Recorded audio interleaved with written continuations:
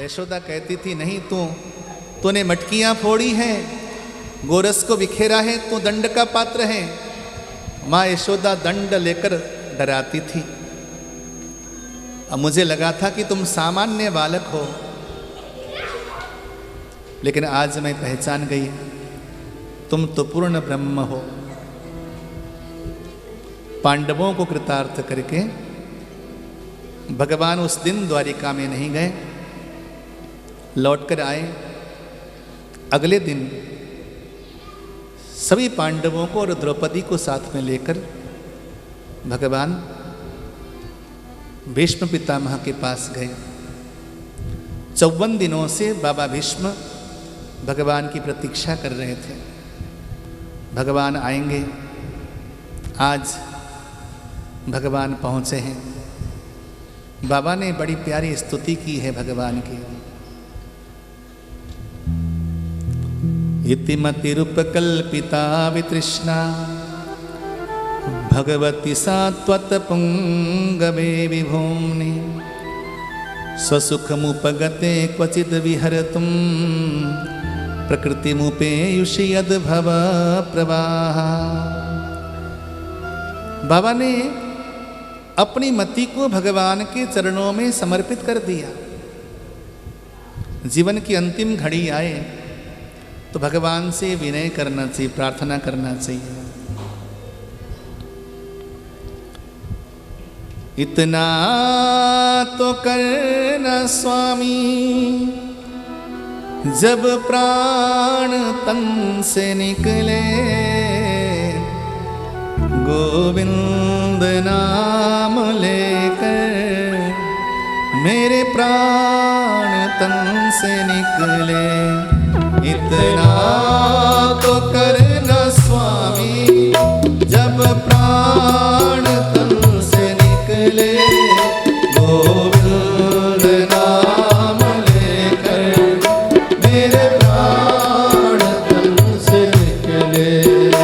इतना तो करना स्वामी।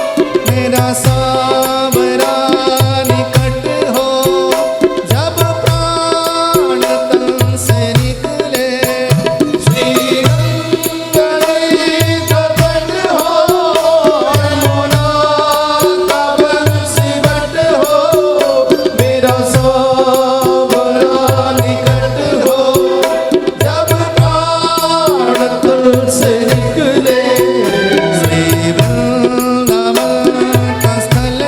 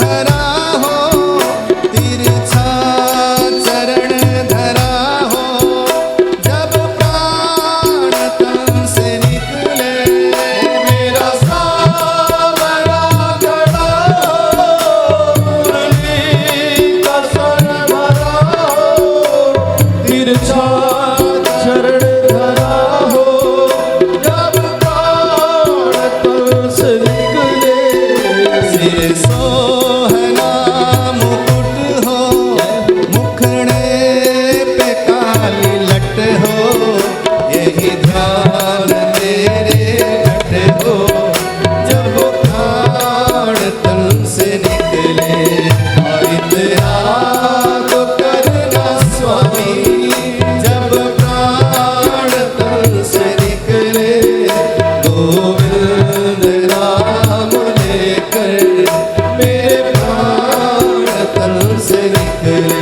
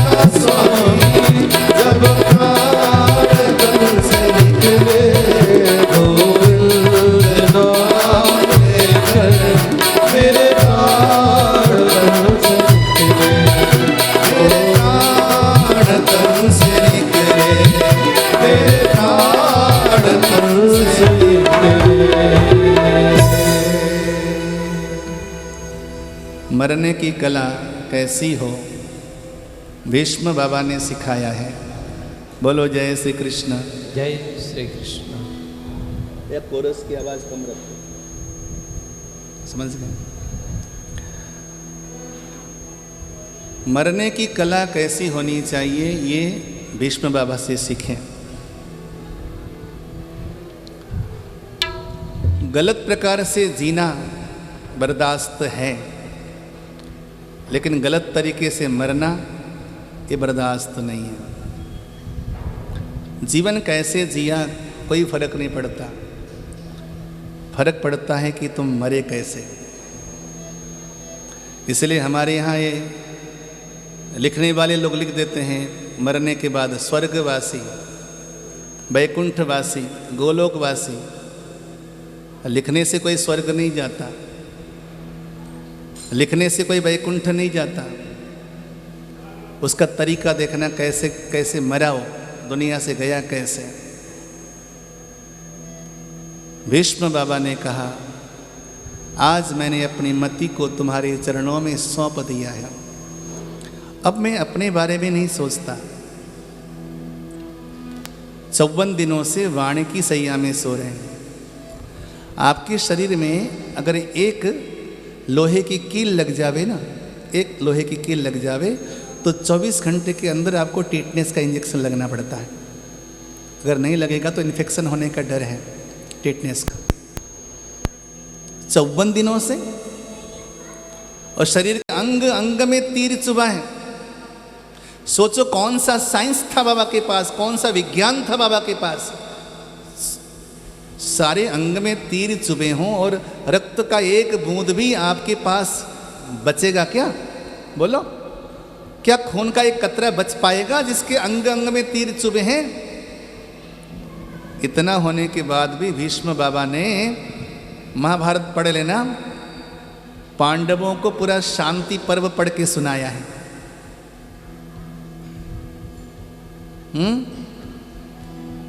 जो जो प्रश्न किया युधिष्ठिर ने, सारे प्रश्नों का उत्तर दिया है बाबा ने। वो कौन सी ताकत थी वो? वाणसैया में सोने वाला बंदा, उसको वरदान था कि जब तक मैं खुद न चाहूं तब तक मैं न मरूं। पिताजी का वरदान था। लोग माँ बाप का आशीर्वाद नहीं लेते, ऐसा वरदान तो भगवान भी नहीं दे सकता जो पिता ने दे दिया। शंतनु ने, रावण ने 10,000 वर्षों तक तप किया था अजर अमर बनने के लिए। ब्रह्मा जी बोले मैं भी नहीं हूं, तो जो खुद मेरे पास नहीं है तेरे को कहां से दूंगा? एक समय एक बंदा शीतला माता की बहुत पूजा करने लगा, शीतला माता की भक्ति करने लगा। शीतला माता के पास उनका वाहन क्या है पता है आपको? गधा। शीतला माता का वाहन गधा है। तो भक्ति करके शीतला माता को बहुत प्रसन्न कर लिया। प्रसन्न करके माँ ने कहा कि मांग ले, क्या मांगता है? बोला मुझे 2 घोड़े दे दो। माँ ने कहा घोड़े होते तो मैं खुद नहीं चढ़ जाती, मैं गधे पे चढ़ती। बोलो जय श्री कृष्ण। ब्रह्मा जी बोले अजर अमर होता तो मैं खुद ही अजर अमर नहीं हूँ, मुझे भी मरण धर्मा कहते हैं लोग, तो वो मैं तेरे को नहीं दे सकता। रावण को दिया नहीं जी, पता है ना, रावण ने ही मांगा था पहले, वो तो बाद में फिर वो सारी कंडीशन लगाया। तो बाद में जाके निश्चय हुआ कि इंसान से और बानर से मरे, बाकी लोगों से न मरे। लेकिन कहानी तो यही है। लेकिन भीष्म बाबा के पिता हैं शंतनु। पिता को प्रसन्न कर दिया बेटे ने, पिता गदगद हो गए। पिता ने अपना हाथ रख दिया सर पे। जा, एक बाप कह देता है मैं अजर अमरता नहीं दूंगा, क्योंकि वो भी एक अभिशाप ही है, लेकिन एक ऐसा वरदान देता हूं जो कि अमरता से बढ़कर है। जब तक तुम खुद नहीं चाहेगा, काल भी तेरा बाल बांका नहीं कर पाएगा। 54 दिनों से बाबा पड़े हैं। काल आकर परिक्रमा लगा के चला गया हाथ जोड़ करके। बाबा बोले जब तक कन्हैया सामने आकर अपना मधुर दर्शन नहीं कराएगा, मैं यहाँ से निकलने वाला नहीं हूँ। आज कन्हैया सामने आए हैं। बाबा ने कहा पाँव की ओर आओ, क्योंकि मेरा सर हिलटाल दुलटा नहीं, इन आँखों से तुम्हारे दर्शन करना चाहता हूँ। इति मति रूपकल्पिता वितृष्णा। मैं अपनी मति को, जो कि सद्धर्म से, सदाचार से, सदव्यवहार से और ब्रह्मचर्य से मैंने अपनी मति को शुद्ध किया है। मेरी बुद्धि विकृत बुद्धि नहीं कन्हैया।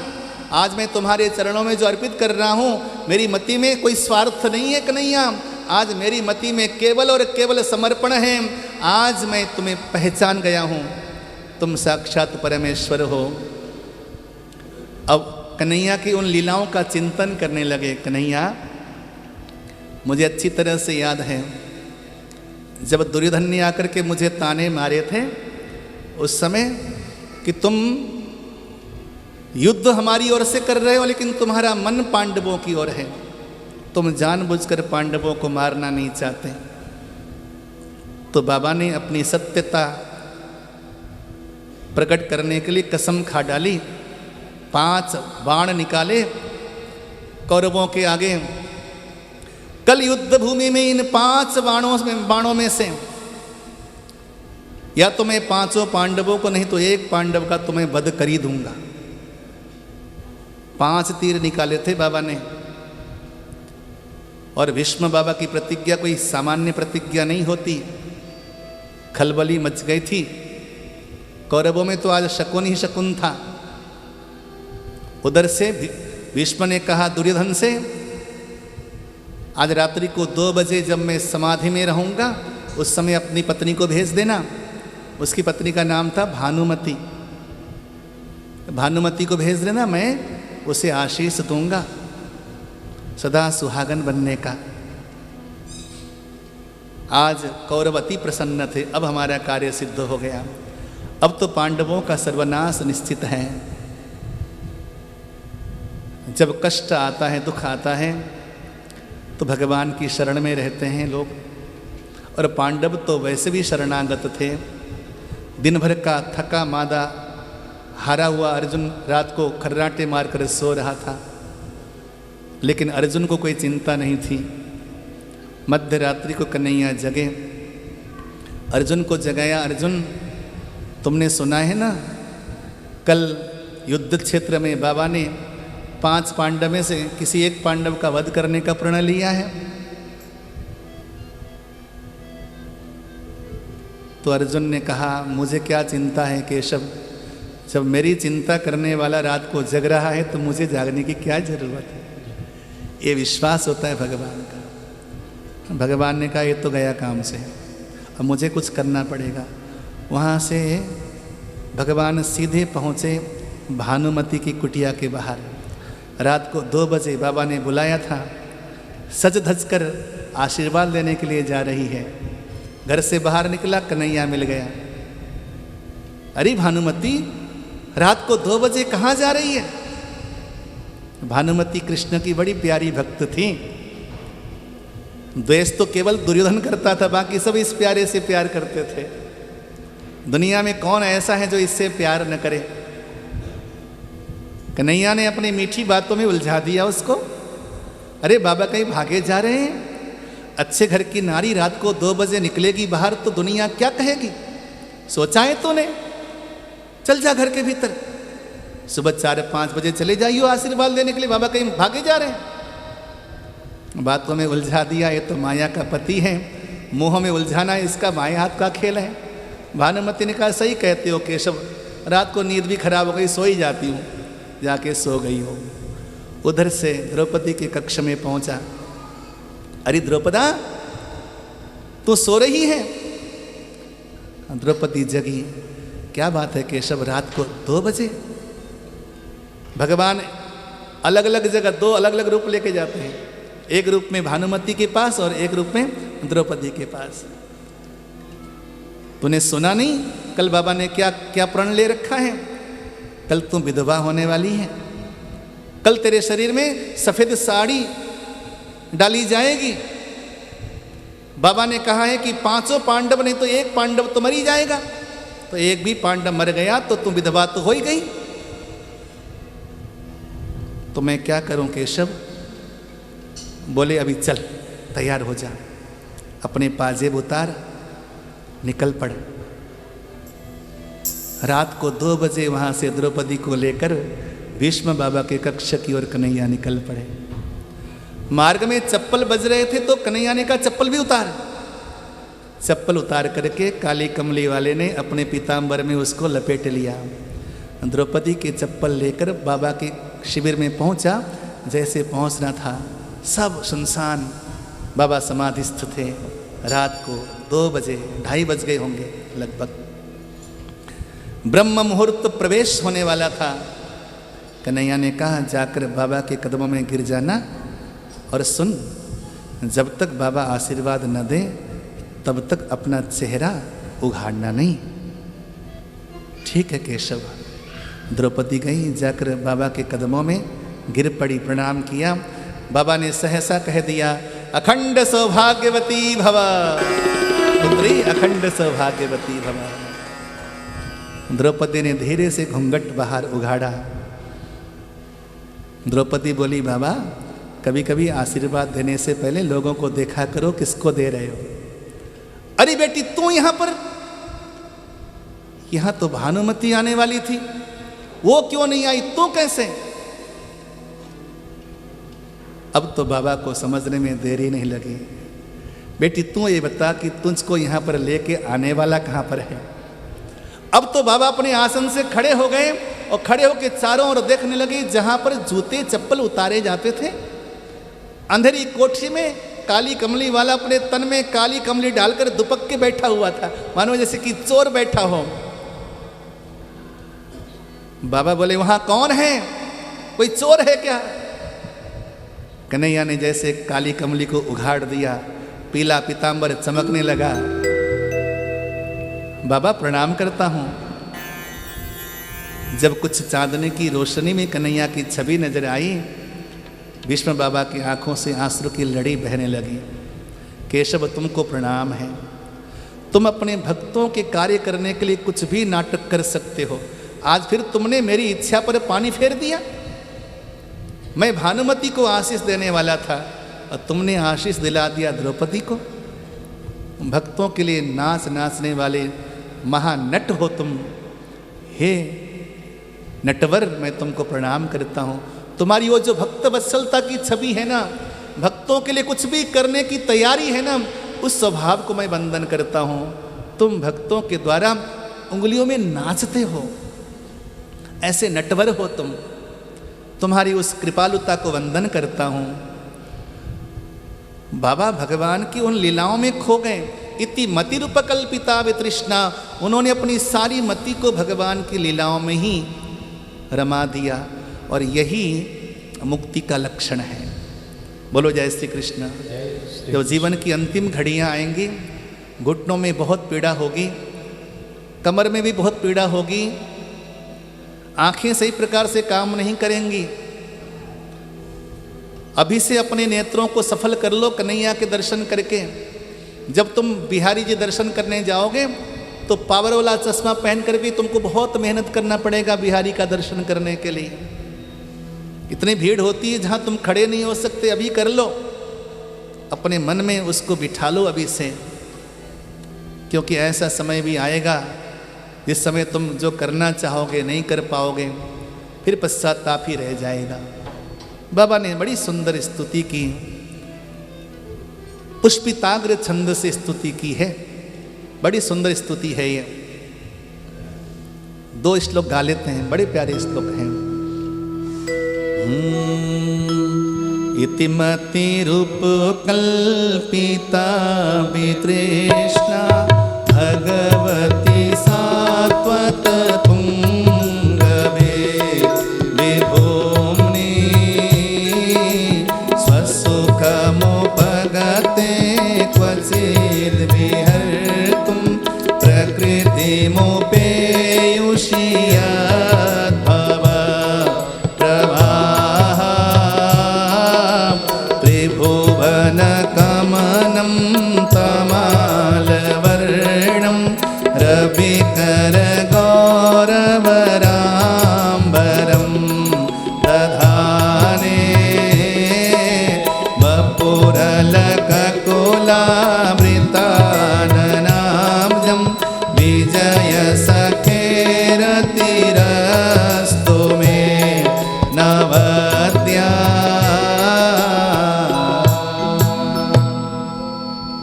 हे केशव, जिस समय अर्जुन युद्ध भूमि में मेरे से लड़ रहा था, मुझ दादा पर वो तीर नहीं चला पा रहा था। और कैसे चला पाता?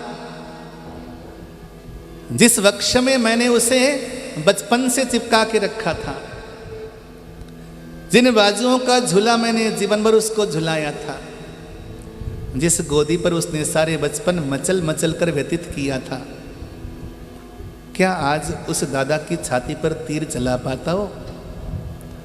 अर्जुन मोह से ग्रसित हो गया था। केशव, तुम चाहे कितने ही गीता का ज्ञान दे दो, गीता समझने वाले व्यक्ति को भी मोह हो ही जाता है, ये दर्शाता है। मैं तीर पे तीर चलाए जा रहा था और अर्जुन है कि मन से लड़ ही नहीं रहा था। आप बार बार कह रहे थे अर्जुन थोड़ा मन से लड़ ले।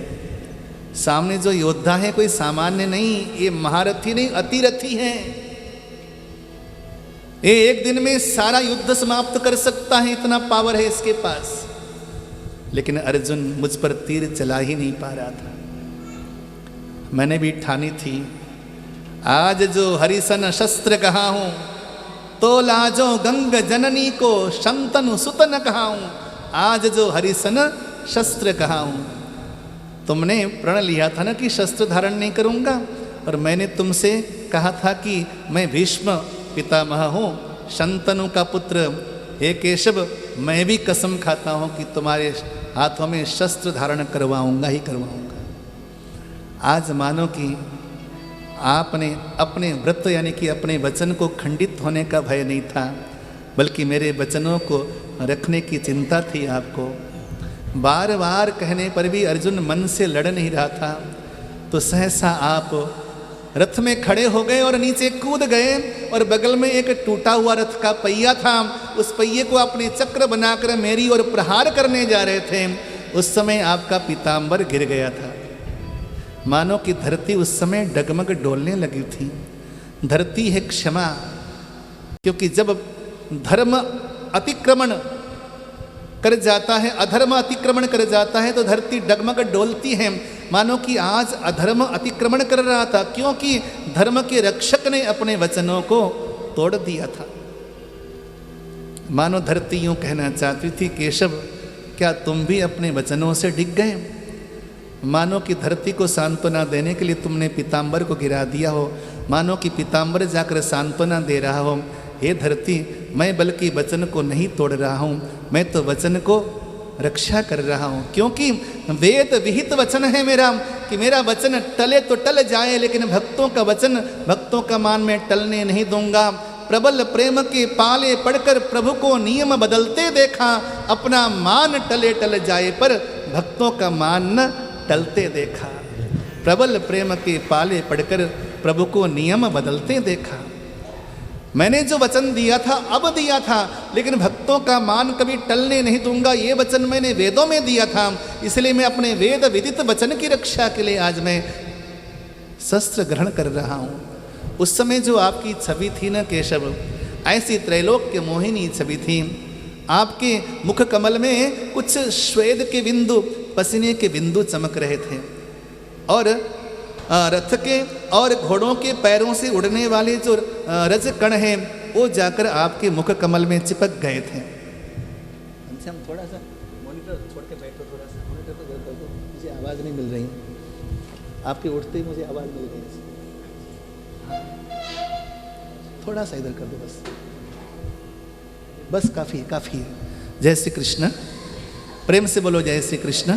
जय श्री कृष्ण।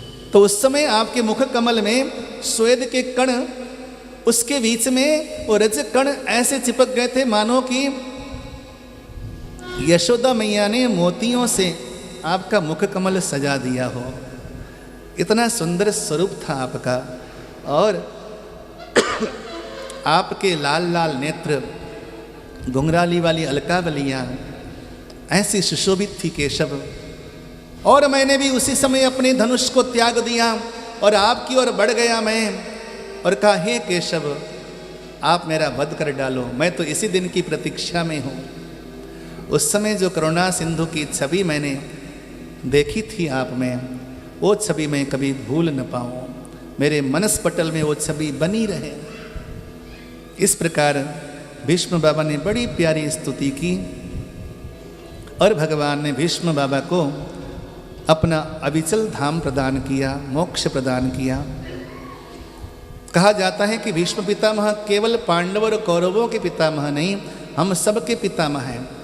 इसलिए यहाँ हरियाणा में एक तीर्थ है, पिहोवा तीर्थ। पिहोवा तीर्थ में भीष्म तीर्थ है, जहाँ पर जाकर पितरों को श्राद्ध करने से, पिंडदान करने से पितर चिर तृप्त हो जाते हैं। इसलिए पिहोवा जरूर जाना चाहिए जीवन में एक बार। पिहोवा जाकर पितरों का तर्पण और पिंडदान करना चाहिए, ऐसा शास्त्रों का मत है। और हर श्राद्ध में भीष्म तर्पण होता ही है। आज भी श्राद्ध पद्धति में भीष्म तर्पण का विधान है। भीष्म बाबा को तर्पण दिए बिना पितरों की तृप्ति नहीं होती है। वो भीष्म बाबा केवल कौरव पांडवों के पितामह नहीं थे, वो हमारे भी पितामह थे। ऐसे पितामह भीष्म को वंदन करते हैं, जो कि गंगा पुत्र हैं, और गंगा जिनकी माँ हैं, और हम गंगा के किनारे रहकर हम पितरों की तृप्ति के लिए कथा सुन रहे हैं, वो हमारे पूर्वजों को तृप्त करें, हमारे पूर्वजों का उद्धार करें, हमारा कल्याण करें। भीष्म बाबा की कथा सुनाई यहाँ पर। भगवान कालांतर में द्वारिका चले गए और इधर उत्तरा के गर्भ से बड़ा सुंदर बालक ने जन्म लिया। वो बालक जिस दिन पैदा हुआ उसी दिन से बालक रोने लगा। चारों ओर देखा पहले उसने, अब वो बालक चारों ओर देखता है। जब उसे वो कुछ ढूंढ रहा था, किसी को देख रहा था, वो नहीं मिला तो रोने लगा। वो बालक 6 दिन तक लगातार रोता रहा। आज छठा दिन है, छठी का दिन है। भगवान ननिहाल के हैं ना, इस बालक के ननिहाल पक्ष के भगवान। सुभद्रा तो भगवान की सगी बहन है, अभिमन्यु भगवान के सगे भांजे थे, तो ये अभिमन्यु का पुत्र है, तो ननिहाल पक्ष के हो गए। तो कुछ वस्त्र आभूषण उपहार लेकर आए ठाकुर। जैसे ठाकुर आए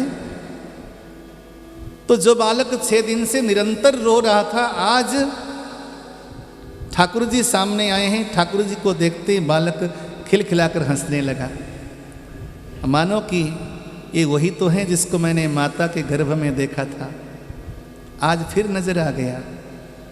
खिलखिलाकर हंसने लगा। भगवान ने गोदी पर लिया, आशीष दिया।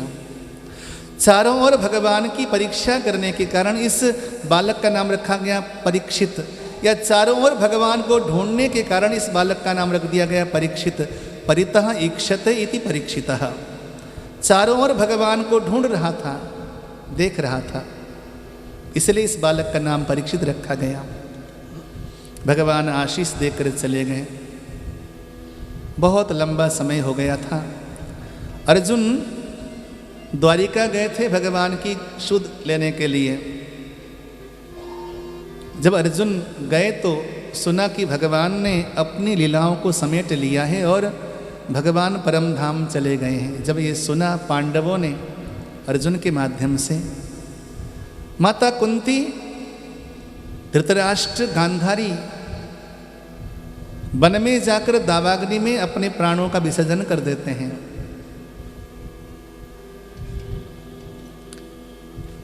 कुछ लोग कहते हैं कि मां कुंती ने सुनते ही अपने प्राणों का त्याग कर दिया था।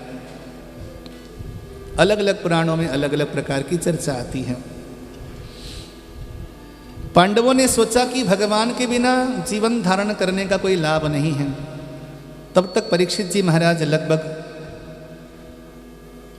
14 वर्ष के हो गए थे। अबोध बालक परीक्षित। लेकिन एक बात कहें, वंश की महिमा होती है, इसलिए हमारे यहाँ खानदान देखकर शादी करना, खानदान की बड़ी महिमा होती थी। लड़का देखने से पहले खानदान का पता लगाते थे हम लोग। ये जो अनुवांशिक खानदान परंपरा है ना, इसको आप वैज्ञानिक समझना। क्षत्रिय के घर में क्षत्रिय ही पैदा होता है, 80% चांस है। ब्राह्मण के घर में ब्राह्मण ही पैदा हो सकता है, 80% चांस है। किसी अच्छे डॉक्टर के घर में अच्छा डॉक्टर पैदा हो सकता है, 80% चांस है।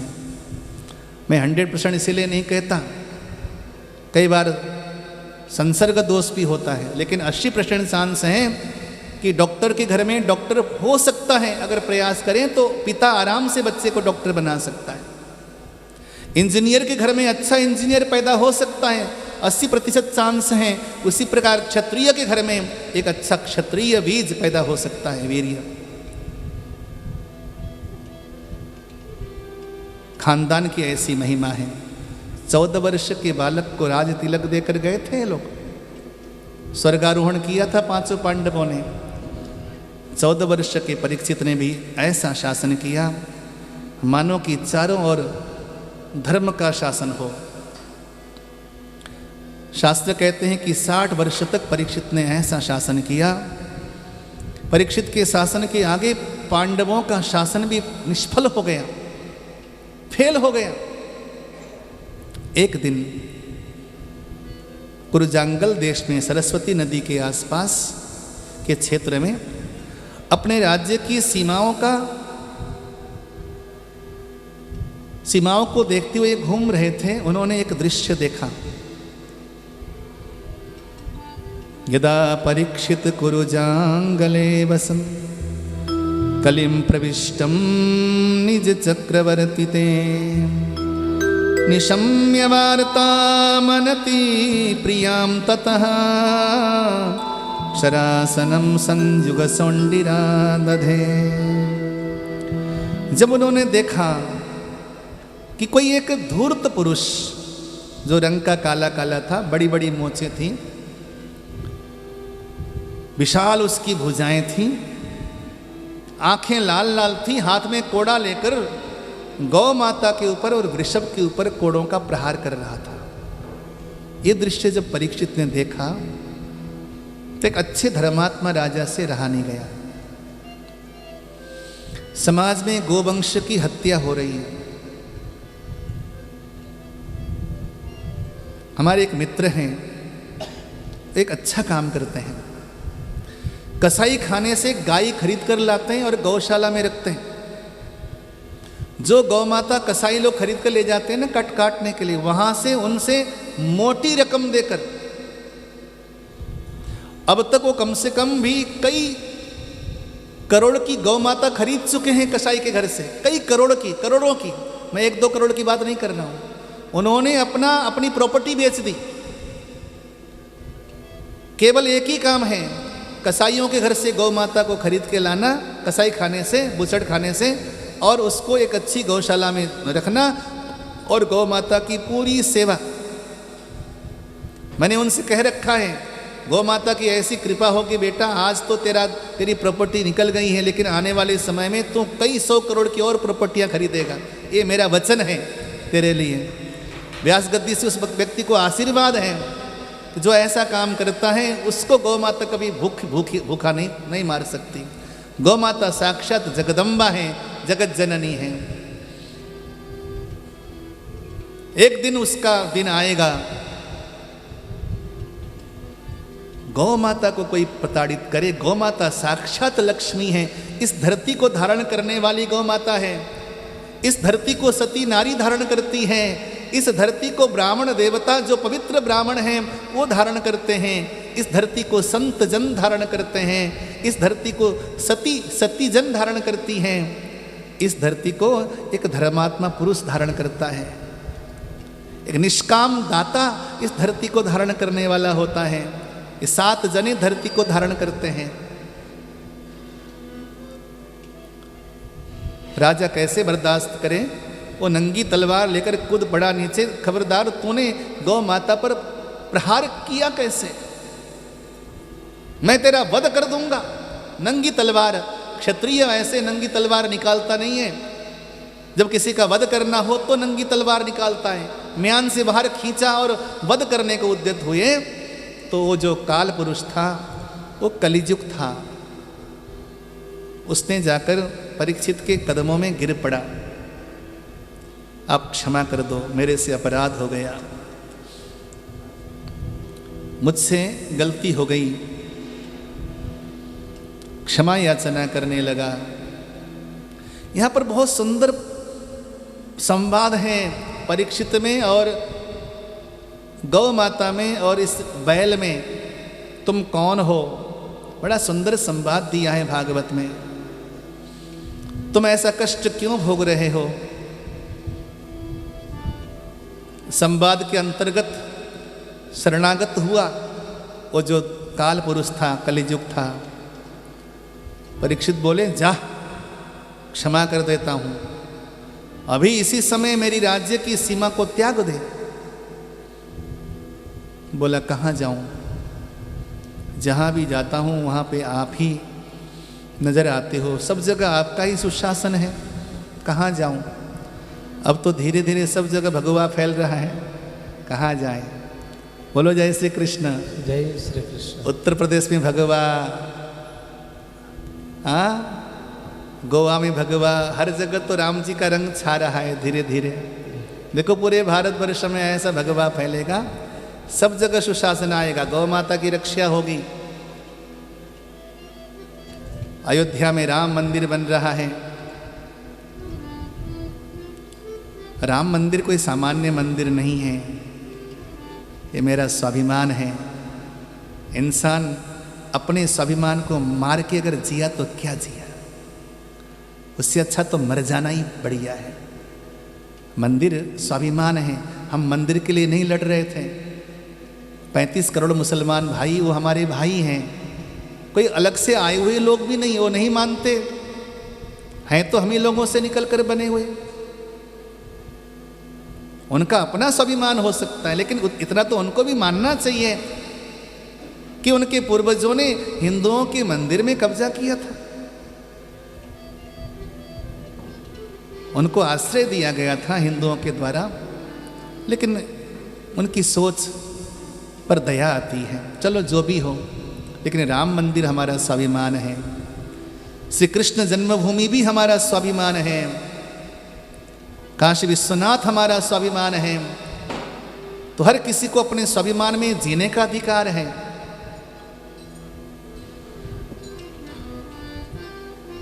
कहाँ जाऊं, हर जगह तो भगवा फैल रहा है। बस रहने के लिए 4 जगह दे दो, मुझे रहने की जगह दे दो। बोला ठीक है, द्यूतम जहाँ पर जुआ खेला जाए, पानम जहाँ पर मदिरा पान हो, स्त्रियाः जहाँ पर व्यभिचार हो, सूना जहाँ पर मांस भक्षण किया जाए, ये 4 स्थान में जाके रह लो। द्यूतम यानी कि जहाँ जुआ खेला जाए, जहाँ पर जुआ सट्टा लगाया जाए। अच्छा एक बात कहूँ, मैं कम से कम 50 लोगों को जानता हूँ जो जुआ सट्टे का काम करते हैं। अभी क्रिकेट मैच चलेगा, IPL शुरू हो जाएगा, रोज़ फ़ोन आएंगे, गुरुजी पत्रा खोलो कौन जीतेगा। मैंने कहा अगर यही मालूम होता गुरुजी नहीं जीत जाते। बोलो जय श्री कृष्ण। जय श्री कृष्ण। यही अगर गुरुजी को मालूम होता तो काहे परेशान होते बेचारे गुरुजी। ने कहा ये काम मत कर। मैंने किसी को शांति से रोटी खाते नहीं देखा, मानोगे आप, जो इस काम को करते हैं। कुछ लोग शेयर मार्केट का काम करते हैं, अच्छा पैसा कमाते हैं शेयर मार्केट में, लेकिन मैंने शेयर मार्केट वालों को भी मैंने बर्बाद होते देखा बार बार। ये भी तो जुआ ही है। हाँ, ये थोड़ा सा मान्यता प्राप्त जुआ है, जिसको गवर्नमेंट ने मान्यता दे दी वो मान्यता प्राप्त जुआ हो गया। अभी तो विदेशों में क्या है, मैंने सुना है कि विदेशों में क्रिकेट में सट्टा लगाना वहाँ की गवर्नमेंट ने मान्यता दे रखी है। तो मान्यता प्राप्त जुआ और अमान्यता प्राप्त जुआ में कोई अंतर थोड़ी है, जुआ तो जुआ ही है। बिना परिश्रम, जहाँ पे आपका पसीना न बहता हो, जहाँ पर आपका खून न सूखता हो, ऐसी कोई कमाई तुम्हारे खानदान के लिए सुख देने वाली नहीं है। बोलो जय श्री कृष्ण। जब तक ऑफिस में जाकर 8 घंटा तुम मत्था न मारो, जब तक गला न सुखाओ लेबरों के लिए, जब तक तुम्हारे शरीर से पसीना न निकले, अगर ऐसे ही सामान्यतः कमाई करके लाओगे, जितनी आसानी से कमाई करके ले आओगे, मैं गारंटी कैसे कहता हूँ उतनी ही आसानी से वो निकल के जाएगा। जितनी कठिनाई से पैसा लेकर आओगे उतनी कठिनाई से वो पैसा घर से निकलेगा।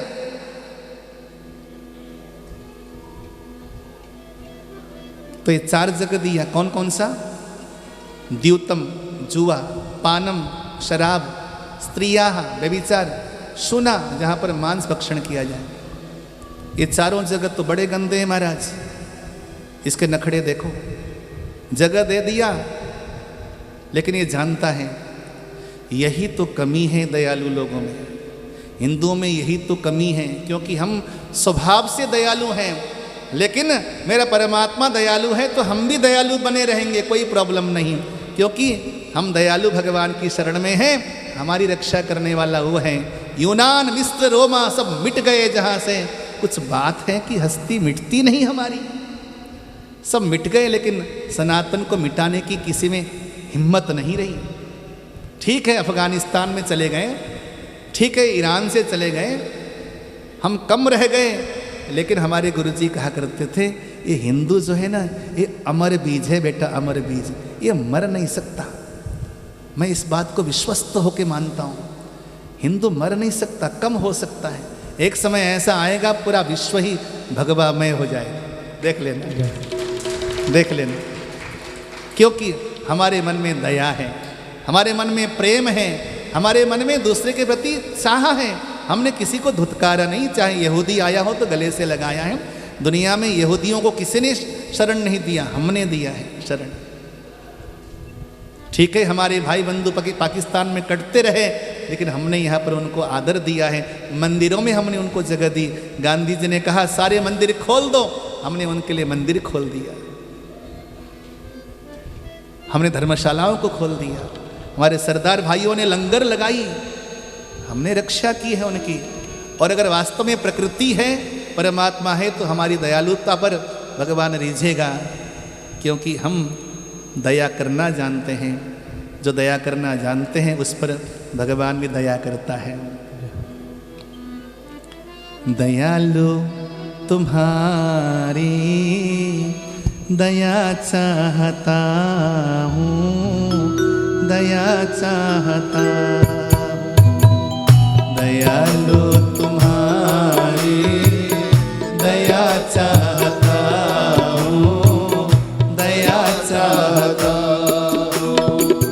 दयालु तुम्हारी दया चाहता हूँ, दया चाहता हूँ। दयालु तुम्हारी दया चाहता हूँ, दया चाहता हूँ। चरणों में थोड़ी जगह चाहता हूँ, चरणों में थोड़ी जगह चाहता हूँ। दयालु तुम्हारी दया चाहता हूँ, दया चाहता हूँ।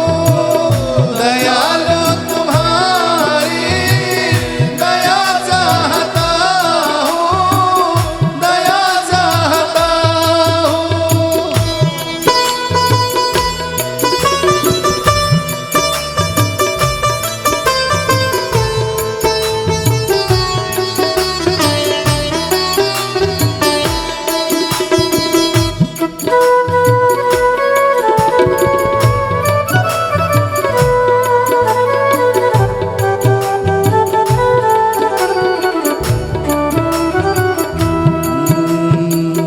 अज्ञानता ने घेरा जमाया, अज्ञानता ने डेरा जमाया।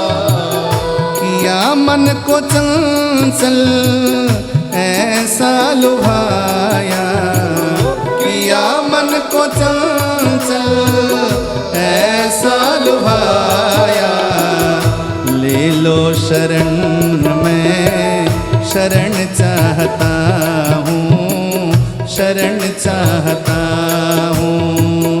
ले लो शरण में शरण चाहता हूँ, शरण चाहता हूँ। दयालु तुम्हारी दया चाहता हूँ, दया चाहता हूँ।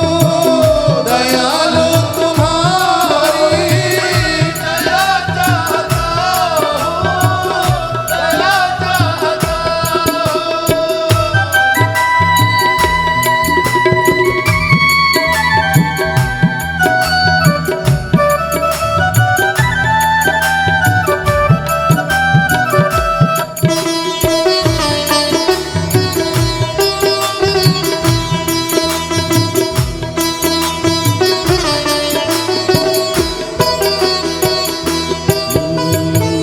उठे चाहे आधी तूफान आए, उठे चाहे आधी तूफान आए।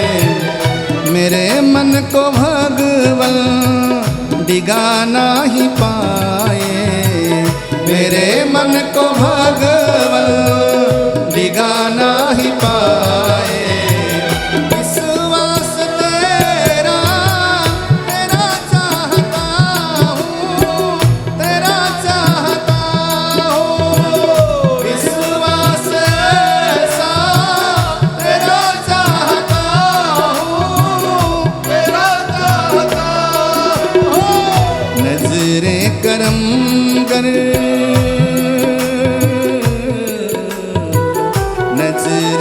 करम गर हुई ना तुम्हारी, नजरे करम गर हुई ना तुम्हारी, रहेगी उजड़ती आशा की क्यारी, रहेगी उजड़ती आशा की क्यारी, खिले फूल गुलशन सदा चाहता हूँ, सदा चाहता हूँ, खिले फूल गुलशन सदा चाहता हूँ, सदा चाहता हूँ, चरणों में थोड़ी जगह चाहता हूँ, चरणों में थोड़ी जगह चाहता हूँ, दयालु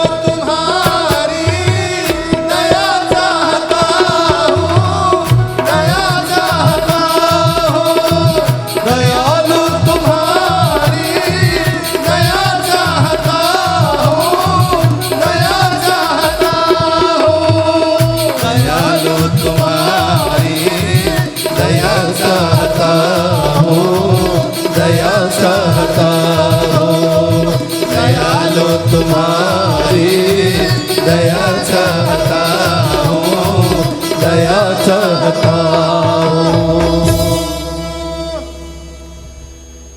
दयालु लोग दया करते हैं, चाहे कितने भी कष्ट क्यों न हो, विपरीत परिस्थिति क्यों न हो, लेकिन दया का स्वभाव नहीं छोड़ते और नहीं छोड़ना चाहिए, क्योंकि हमारा प्रभु दया सिंधु है।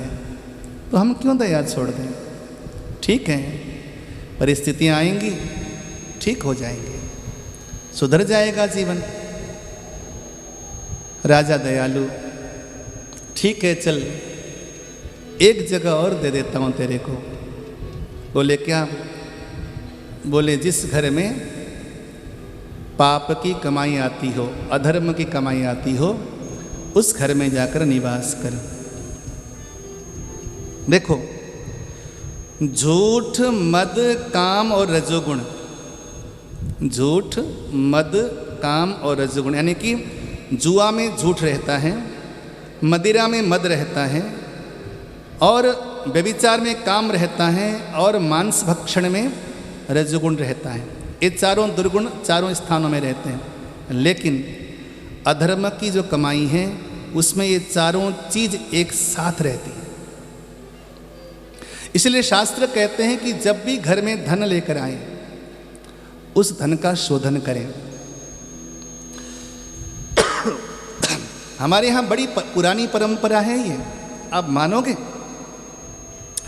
हमारे घर में खेत खलिहान में से जब गेहूं या धान निकलता है तो बोरियां बांधने से पहले एक बोरी अलग से निकाल देते हैं हम। किसके लिए? किसी आश्रम में या गुरुद्वारे में दे के आएंगे। खलिहान से घर में लाने से पहले एक बोरी निकाल दी हमने खलिहान में। ये परंपरा है, जो यहाँ बुजुर्ग बैठे उनको मालूम होगा। खलिहान से हमने एक बोरी निकाल दी और घर लेकर आए। घर लेकर जब आए तो हमने अब कुटाई पिसाई करनी है। एक बोरी गेहूँ निकाल के ले आए। गेहूँ की धुलाई हो गई, सुखाई हो गई। अब जो गेहूँ की सुखाई हो जाती, जब उसकी केलाई होती है थोड़ी सी सूप में, तो वहाँ दाने अलग अलग कर लेते हैं। कुछ दाने एकत्रित करके रख देते हैं, जो थोड़े से कच्चे होंगे या कुछ कीड़े लगे होंगे, उनको अलग कर दिया हमने। वो सारा अलग किया हुआ किसके लिए हो गया? चिड़ियों के लिए हमने निकाल दिया। ये चिड़ियों को डाल देंगे। निकालने की परंपरा देखो।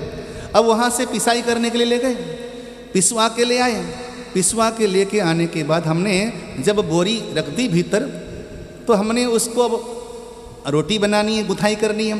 तो जैसे बोरी खोली, बोरी खोलने के बाद 2 मुट्ठी हमने निकाली।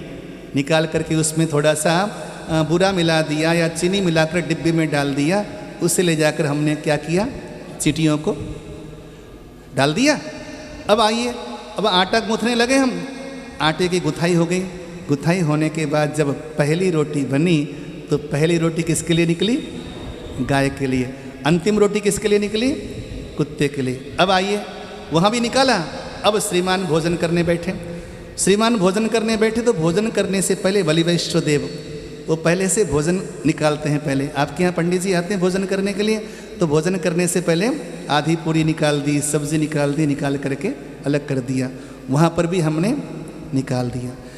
खलिहान से लेकर जब तक भोजन करते हैं, भोजन का पहला ग्रास जब तक हम मुख पे नहीं डालते तब तक हम केवल देते ही रहते हैं। हमारी संस्कृति देने की है, हमारी संस्कृति लुटाने की है। दूसरों को दिए बिना हमने कब खाया है? दूसरों को संतुष्ट किए बिना हम कब संतुष्ट हुए हैं? ये तो हमारी परंपरा है, सनातन सभ्यता है हमारी। तो वो जो 5वां स्थान है, 5 स्थानों में 4 दुर्गुण रहते हैं। कौन कौन से? बोले झूठ, मद, काम और रजोगुण। इसलिए जब लेकर आए तो उसको निकालें जरूर। कोई ऐसा पैसा न लाएं जो पैसा हमारे लिए दुर्गति का कारण हो। इसलिए हमारे यहाँ दशांश निकालने का विधान है। दशांश निकालो भैया पहले। जो कुछ भी उल्टा सीधा किया होगा वो वहीं साफ हो जाएगा। और दशांश निकाला हुआ व्यक्ति कभी भी निर्धन नहीं होता, मैंने देखा है। हमारे सरदारों में ना ये परंपरा है निकालने की। हमारे हिंदू भाइयों में भी है परंपरा निकालने की। दशांश निकालेंगे जरूर। मैंने उनको देखा है कि वो बहुत तरक्की करते हैं दशांश निकालने वाले। अब कलिजुग को स्थान मिल गया था। परीक्षित जी महाराज वहाँ से गए घर में। पहली बार सामने एक संदूक देखा। संदूक तो डेली देखते थे, लेकिन आज पहली बार संदूक देखा। उनको लगा कि संदूक में है क्या जो यहाँ पड़ा हुआ है। कुछ बिगड़ना होता है ना, सारी कहानियाँ बनती जाती हैं। देखो, संदूक खुलवाया, उसके भीतर एक जगमगाता हुआ मुकुट निकल आया। कहा जाता है कि वो मुकुट जो था वो जरासंध का था। जरासंध का वध हुआ तो राज्य तो उनके बेटे को दे दिया था, लेकिन मुकुट उठाकर ले आए नकुल सहदेव। बोले मुकुट बड़ा प्यारा है, सुंदर है। बड़े भैया ने कहा कि ये पाप की कमाई है भैया, इसको मत ले जाओ। लेकिन नकुल सहदेव माने नहीं। कई बार हम बड़ों की बातों को ऐसे काट देते हैं। देखो भाई, बड़ों की बातों को काटना बंद कर दो। जो बड़ों की बातों को काटता है अंतिम परिणाम उसका अच्छा नहीं होता, नहीं होता, कभी नहीं होता। प्रथम दृष्टया बड़े लोग गलत लगते हैं, लेकिन कहीं न कहीं से वो सही होते हैं। इसलिए मैं बच्चों से निवेदन करता हूं कि बड़ों के वचनों को सर झुकाकर स्वीकार कर डालो। बड़े भैया ने कहा था, लेकिन नकुल सहदेव माने नहीं। माँ को वचन दिया था, तुम्हारे बच्चों को यानी कि तुम्हारे पुत्रों को मैं कभी भी रोने नहीं दूंगा। भाई ने वचन दिया था सौतेली माँ को, तो आज सौतेली माँ को दिया हुआ वचन याद आया, लेकर आए। लेकिन भाइयों से कहा, सुनो, तुमसे निवेदन है कि इस मुकुट को कभी तुम पहनो मत। ले आए, मैं स्वीकार करता हूं, लेकिन पहनना मत। भाई ने कसम दी थी, पहना तो नहीं गया था, ताला जड़ दिया गया था। पाप की कमाई तुम्हें बर्बाद नहीं करेगा तो तुम्हारे बच्चों को नहीं छोड़ेगा। बाई चांस अगर बच्चे भी बच गए तो बच्चों के बच्चे नहीं बच सकते। हम कमाते किसके लिए हैं? बच्चों के लिए तो कमाते हैं। अपने लिए कितना, अपने लिए कितना सोचता है इंसान, इतना सोचता है। बाकी सब कुछ तो बच्चों के लिए सोचता है। अगर उन बच्चों का ही भला ना होना हो तो ऐसी दौलत का क्या करना है? अधर्मेणार्जितम वित्तम 10 वर्षाणि तिष्ठति। नीति शास्त्र कहते हैं कि मैक्सिमम 10 वर्ष टिक सकता है। प्राप्ते चैकादशे वर्षे समूलम तद विनश्यति। 11वां वर्ष लगते ही समूल नष्ट कर देता है अधर्म का पैसा। ऐसा चाणक्य जी कहते हैं। आज वही हुआ, मुकुट पहन लिया उसने। वहां क्या वचन दिया था? अधर्म के द्वारा कमाया हुआ जो पैसा है उसमें कौन निवास करेगा? कलिजुग अब इसी के सर पे आके नाचने लगा। जिस राजा ने जीवन में कभी किसी चींटी को नहीं मारा था, उस राजा के मन में आया कि आज मैं शिकार क्यों ना करूं। बताइए, इसे कहते हैं बुद्धि भ्रष्ट होना। सोने का हिरण नहीं होता, सारी दुनिया जानती है। लेकिन जब विनाश काले विपरीत बुद्धि हो जाती है तो राम जैसे लोग भी सोने के हिरण के पीछे लग जाते हैं। इसे कहते हैं समय। हालांकि भगवान राम तो सर्वेश्वर हैं, लेकिन भगवान राम भी सजग करते हैं कि जब गलत समय आना होता है तो इस तरीके से आता है। अब मुकुट पहनकर शिकार करने के लिए निकला। बहुत सारे प्राणियों का वध करना चाहते थे, प्राणियों का वध तो नहीं कर पाया, भगवान ने बचाया। लेकिन एक ऋषि की कुटिया में गए, प्यास लगी थी, पानी की याचना करी। ऋषि हैं कि समाधि से जगते नहीं। राजा को क्रोध आया, बगल में मरा हुआ सर्प पड़ा था, तीर से उठा करके राजा के गले में लपेट दिया।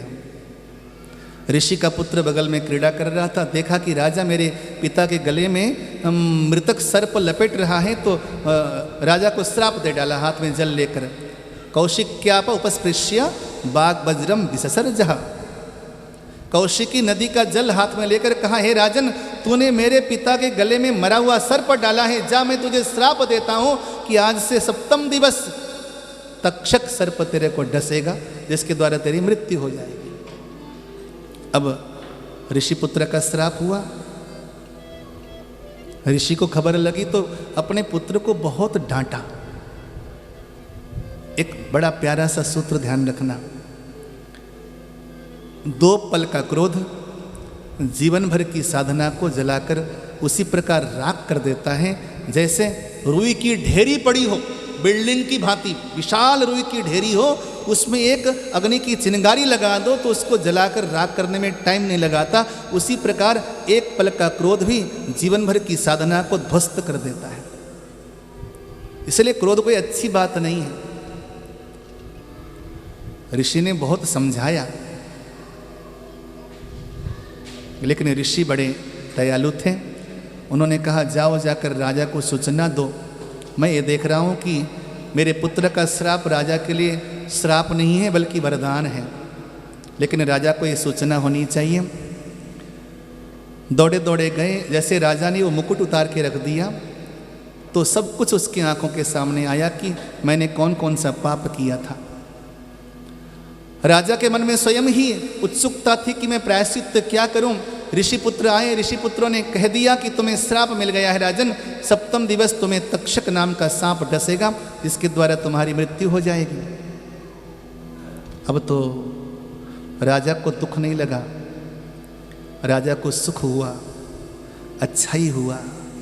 ये तन तो वैसे भी त्यागना है, भगवान ने कृपा करके मुझे पहले से सजग कर दिया है कि अब मैं अपने जीवन की अंतिम घड़ियों को सुधार लूं। विरक्त हो गए राजा, अपने पुत्र को जन्मेजय को राजगद्दी का तिलक दे दिया एक पल में, और वहाँ से विरक्त भाव से गंगा जी के किनारे आ गए, आत्मचिंतन करने लगे। आत्मोत्थान के लिए विविध प्रकार की चिंतना होने लगी। जब आपके भीतर पात्रता जग जाती, कुछ लोग हमसे पूछा करते हैं कि हमें गुरु किसको बनाना चाहिए। मैं अक्सर कहा करता हूँ कि गुरु को ढूंढना बंद कर दो, बस थोड़ी थोड़ी पात्रता पैदा कर लो, गुरु तो चलकर आपके जीवन में अपने आप ही आता है। गुरु ढूंढने वाली चीज़ नहीं है, ढूंढकर गुरु पाया नहीं जाता। थोड़ी सी पात्रता बन जाएगी तो भगवान अपने आप प्रेरणा दे देगा, कोई सद्गुरु आपके जीवन में आकर संलग्न हो जाएगा। थोड़ी सी पात्रता जगाई थी राजा ने, त्यागवृत्ति जगाई थी, गंगा के किनारे जाके बैठे थे। भगवान ने शुकदेव स्वामी को प्रेषित किया।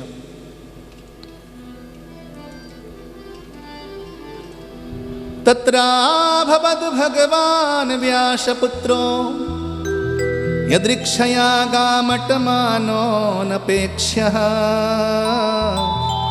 अलक्षलिंगो निजलाभतुष्टो मृतस्य बालैरवधूतवेशः। तत्र भगवान व्यासपुत्रः अभवत्। श्रीधर स्वामी ने कहा कि वहां पर स्वयं भगवान व्यासपुत्र के रूप में प्रकट हो गए, या यूं कहिए वहां पर स्वयं भगवान व्यासपुत्र प्रकट हो गए। दोनों अर्थ लगाया जा सकता है, स्वयं भगवान शुकदेव के रूप में आ गए या स्वयं शुकदेव स्वामी यहाँ पर प्रकट हो गए। और उनका स्वरूप कैसा है? बोले गामटमानोनपेक्ष्यः, जिनके मन में सम्मान की अपेक्षा नहीं है। अलक्षलिंगः, वो ये नहीं जानते कि कौन स्त्री है कौन पुरुष है, जो भेद दृष्टि से रहित हो चुके हैं, जिनके मन में भेद है ही नहीं, जो आंखें खोलते हैं पलकें उघाड़ते हैं तो केवल श्याम सुंदर का दर्शन करते हैं। ऐसे बच्चे धूल उड़ा रहे हैं, गालियां दे रही हैं गांव की महिलाएं, कैसा बेशर्म बाबा है, लंगोट तो पहन लेता। महिलाओं को क्या मालूम कि किस परमहंस की गति को प्राप्त कर चुके हैं शुकदेव स्वामी जी महाराज, लेकिन किसी का बुरा नहीं मानते। उनके मुख में मंद हास्य है, मुस्कुराते हुए उसी ओर जा रहे हैं।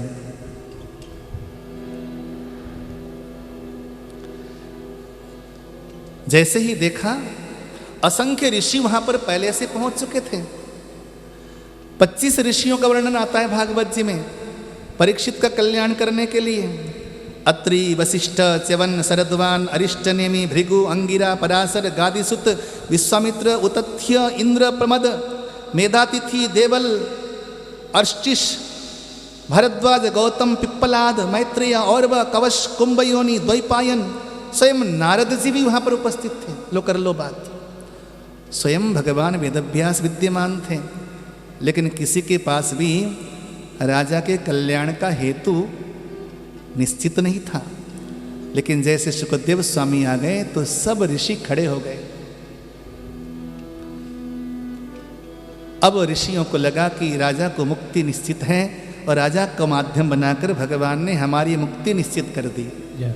बोलो जय श्री कृष्ण। जय श्री कृष्ण। माध्यम तो मित्तल परिवार है, लेकिन आपके साथ हम भी तर गए। बोलो जय श्री कृष्ण। जय श्री कृष्ण। आपने कोई प्रोग्राम तो था नहीं गंगा जी में आने का, हरिद्वार में आने का, आपने प्लानिंग करी, प्रोग्राम बनाया, हमारे पास समय था। देखो समय भी कितना फिक्स था। मैं अभी कथा से निकल के आया हूँ आपके यहाँ। एक दिन पहले कथा विश्राम करके 9 को कथा विश्राम करी और 10 को निकल पड़ा गंगा जी का दर्शन करने के लिए। ठीक है, होली का पावन महीना, होलाष्टक का समय। ये होलाष्टक का समय बड़ा पवित्र होता है। हमारे शास्त्रों में कहा जाता है कि हर अनुष्ठान सिद्ध होता है होलाष्टक में। होलाष्टक में किया हुआ हर अनुष्ठान असंख्य गुना होता है। मेरे पास फ़ोन आया महेंद्र जी का, आपने करना है, 24 तारीख को फिक्स होगी। मेरे पास एक कथा और आई थी, मैंने कहा कोई बात नहीं, मैं उनको और समय दे दूंगा, मैं ये समय आपके लिए रखूंगा। फिर मैंने उनको 23 तारीख से समय दिया, राजस्थान में है झुंझुनू में, 22 को जाना है यहाँ से। उनको मैंने वो वाली तारीख दी, फिर हमने ये फिक्स किया। तो आपके माध्यम से हम सभी तर गए, जो यहाँ आए हैं हम सब तर गए। माध्यम कोई हो सकता है, लेकिन किसी को माध्यम बनाकर भगवान किसी का उद्धार करना चाहते हैं। ये तो भगवान ही समझे। परीक्षित तो माध्यम है, क्योंकि परीक्षित तो अमुक्त प्राणी थोड़ी है, वो तो मुक्त प्राणी है, जिसने गर्भकाल में ही भगवत दर्शन कर लिया, उसे अब कुछ पाना बाकी थोड़ी रहा। वो तो एक माध्यम, प्रबल माध्यम बना दिया प्रभु ने परीक्षित को। बाकी उद्धार करना था जगत का। जैसे शुकदेव स्वामी आए तो खड़े होकर के उनका स्वागत किया गया और आसन दे दिया गया। गुरुदेव का पूजन हुआ, पाद्य अर्घ के द्वारा आसन दिया गया। आतुर अवस्था है, जिसे हम फर्स्ट एड कहते हैं, प्राथमिक चिकित्सा। किसी प्रकार की फॉर्मेलिटी यहाँ पर नहीं निभाई गई, कुशल मंगल नहीं पूछा गया। अरे दुष्ट, काहे कि तूने ऋषि के गले में तूने सर्प डाल दिया, डांटा भी नहीं। इतना बड़ा पाप कैसे हो गया तेरे से, नहीं पूछा। केवल एक ही प्रश्न किया। यहाँ पर अथ शब्द लगाकर मानो ये संकेत दिया गया कि यहाँ से भागवत का वास्तविक शुभारंभ हो गया।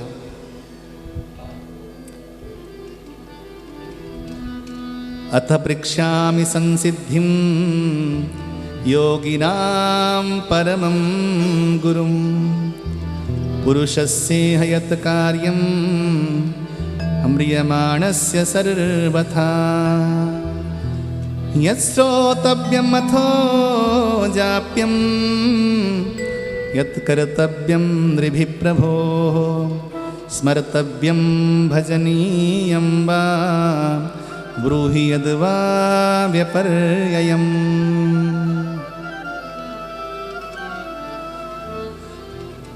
मौत तो उसी की है जिस पर करे जमाना अफसोस।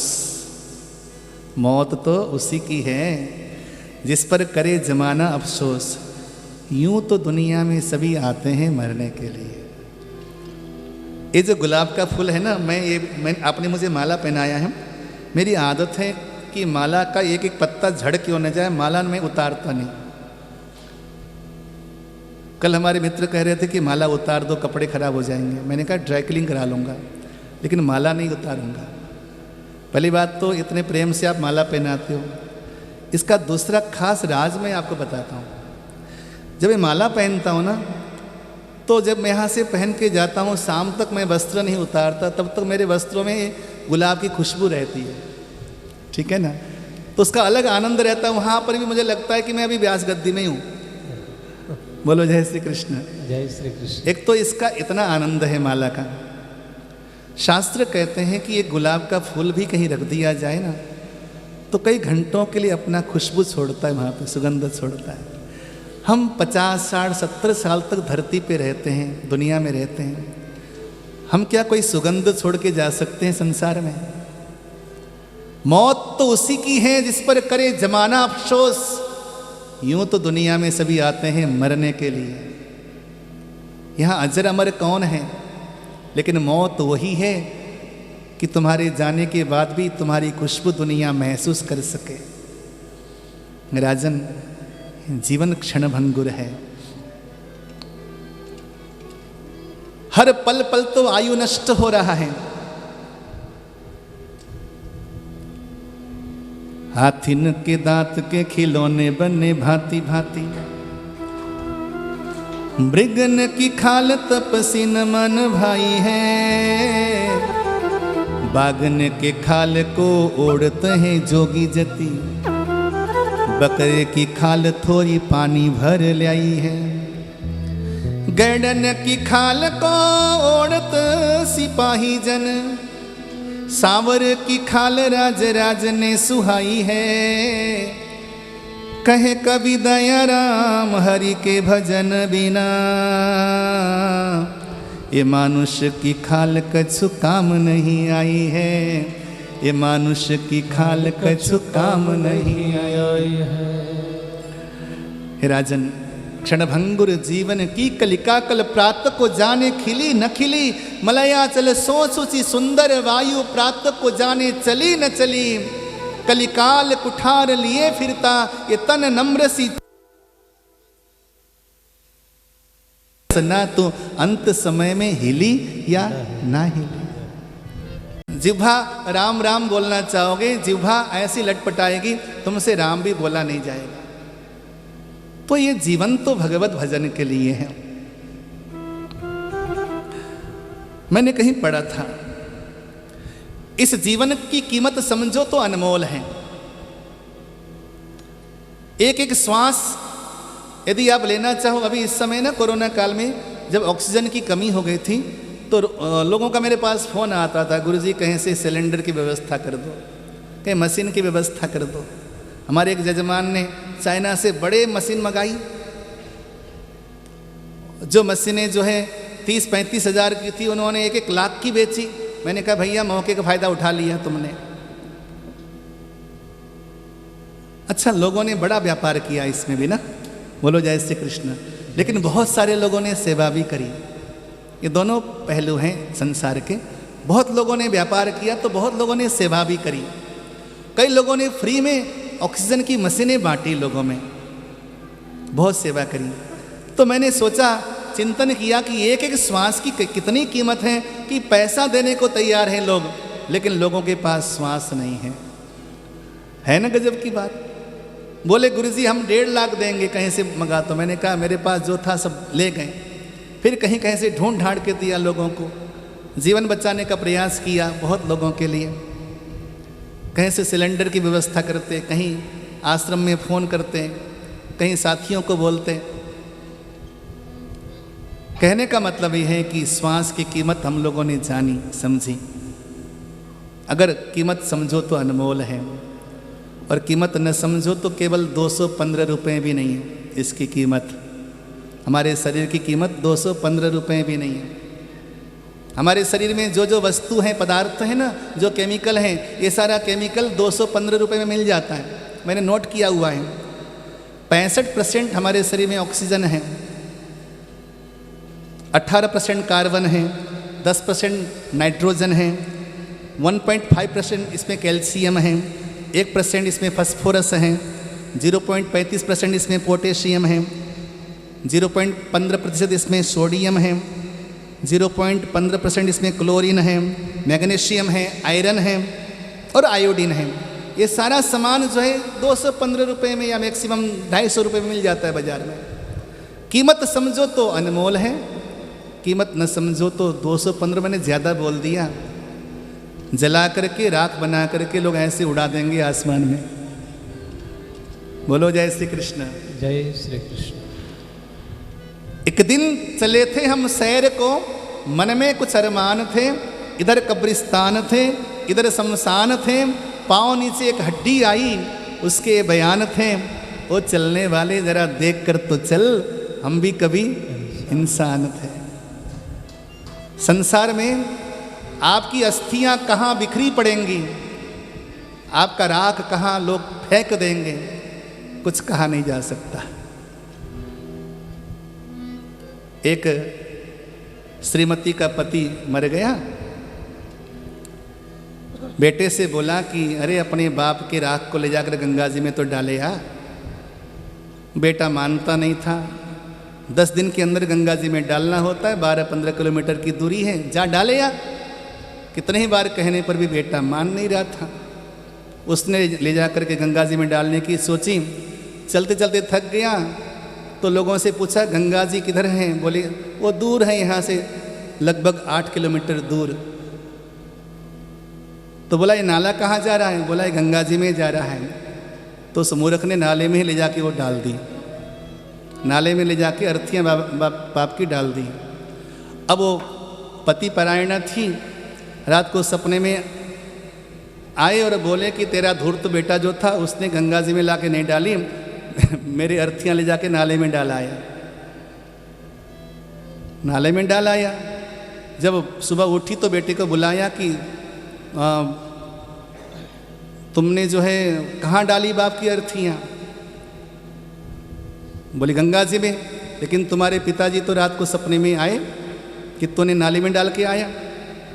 तो बेटा बोला मम्मी तुम्हारे पति भी ऐसे धूर्त हैं, उस सपने दिखाने के लिए 12 किलोमीटर दूर चल के आ गए तो खुद जाके गंगा जी में डुबकी लगा लेते।